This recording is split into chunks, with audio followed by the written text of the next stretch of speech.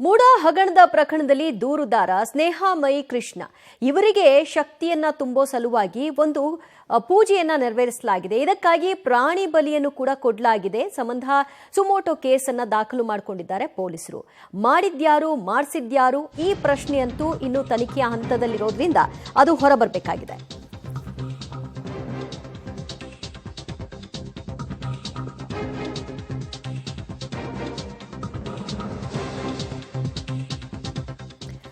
ಮೂಡ ದೂರುದಾರ ಸ್ನೇಹಮಯಿ ಕೃಷ್ಣಗೆ ಬಲಪಡಿಸುವುದಕ್ಕೆ ಶಕ್ತಿ ಪೂಜೆಯನ್ನ ನೆರವೇರಿಸಿದ್ದಾರೆ.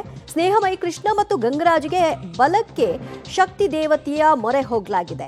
ಶಕ್ತಿ ದೇವತೆಗಳ ಮುಂದೆ ಪ್ರಾಣಿ ಬಲಿ ಮಾಡಿ ರಕ್ತ ಅರ್ಪಿಸಿದ್ದಾರೆ. ಶ್ರೀರಾಮ ಸೇನೆಯ ಪ್ರಸಾದ್ ಅತ್ತಾವರ ಮೊಬೈಲ್ನಲ್ಲಿ ಇಷ್ಟು ವಿಷಯಗಳು ಬಯಲಾಗಿದೆ.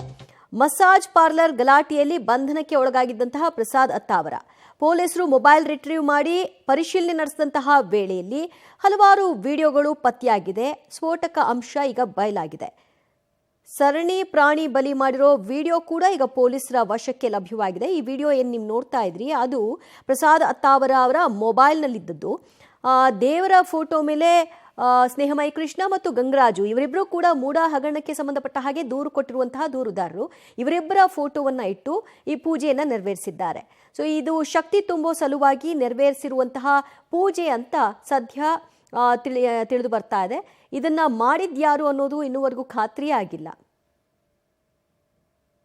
ಇನ್ನು ನೀವು ದೃಶ್ಯದಲ್ಲಿ ನೋಡ್ತಾ ಇದ್ದೀರಿ, ದೇವಿಗೆ ರಕ್ತವನ್ನ ಅರ್ಪಿಸಿದ್ದಾರೆ. ಪ್ರಾಣಿ ಬಲಿ, ಒಟ್ಟು 5 ಪ್ರಾಣಿಗಳ ಬಲಿಯನ್ನ ಕೊಡೋ ಮೂಲಕವಾಗಿ ಆ ರಕ್ತವನ್ನ ತೆಗೆದು ದೇವರ ಮೇಲೆ ಚಿಮ್ಮಲಾಗಿದೆ.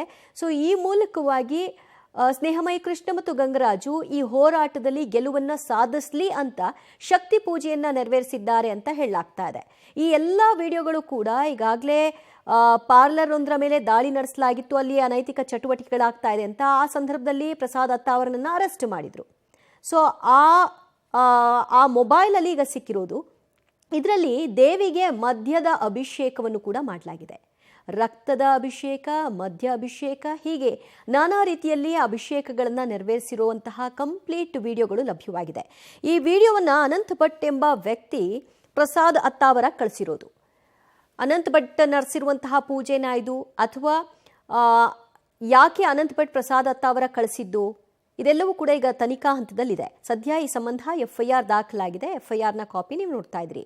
ದೇವರಿಗೆ ಪೂಜೆಯನ್ನ ನೆರವೇರಿಸಿದ್ದಾರೆ ಶಕ್ತಿ ತುಂಬೋ ಸಲುವಾಗಿ.